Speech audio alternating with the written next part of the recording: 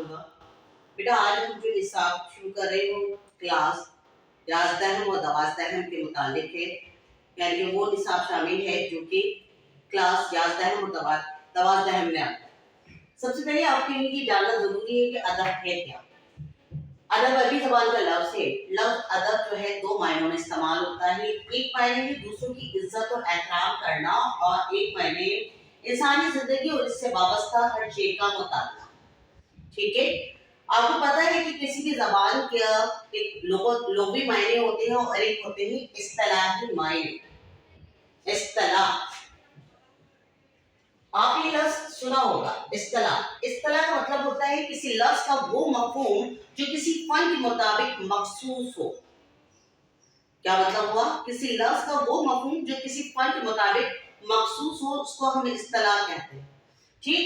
لیکن یہاں پر بات آ رہی ہے انسانی زندگی. ادب کرتا کیا ہے؟ ادب انسانی زندگی کا آئینہ ہوتا ہے. ادب کے ذریعے ہم انسانی معاشرے کے اقدار کو پہچانتے ہیں. ٹھیک ہے. لیکن ہر لکھی ہوئی تحریر کو ہم ادب کا نام نہیں دے سکتے. ٹھیک ہے. جیسے سائنسی تحریریں ہوتی ہیں، جغرافیائی تحریریں ہوتی ہیں، اخباری خبریں ہوتی ہیں، اخباری کالم ہوتے ہیں.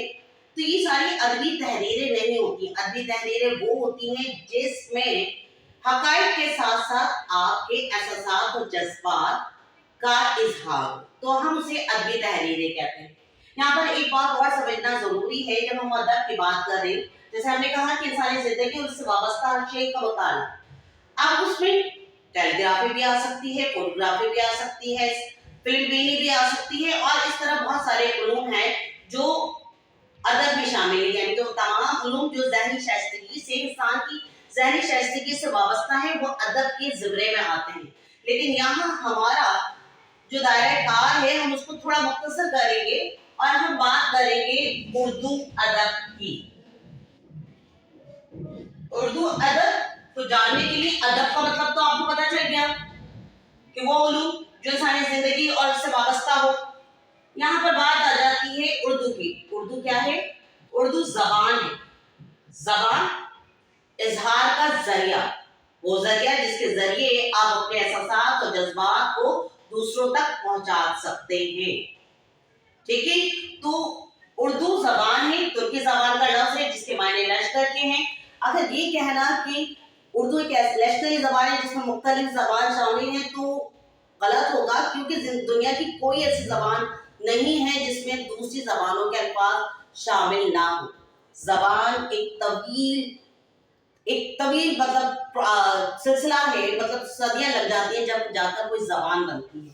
یہاں پر ایک اور چیز آپ معنی فرق سمجھ لیجیے بیٹا. زبان اور ایک چیز ہوتی ہے بولی. بولی بھی اظہار خیال کا ذریعہ ہوتا ہے، لیکن زبان جو ہے اس کا اپنا رسم الخط ہوتا ہے. رسم الخط لکھنے کا انداز. جیسے آپ انگریزی زبان لیتے ہیں تو آپ کو پتا ہے کہ انگریزی میں 26 الفابیٹس، تو اس کی جتنے بھی الفاظ آپ لکھیں گے، جو بھی تحریر ہوں گی، وہ تمام 26 الفابیٹس کے بتا رہی ہیں. جب آپ اردو کی بات کرتے ہیں تو اردو کے اندر آپ کے پاس 37 حروف تہجی ہے، یعنی کہ 37 حروف تہجی. اس کے علاوہ آپ دو حروفوں کو ملا کر تقریباً 54 الفاظ ہو جاتے ہیں جس کے ذریعے آپ اردو زبان لکھتے ہیں. بیٹا ابھی اتنا، اس سے آگے ہم اور آگے بات کرتے ہیں اصناف ادب.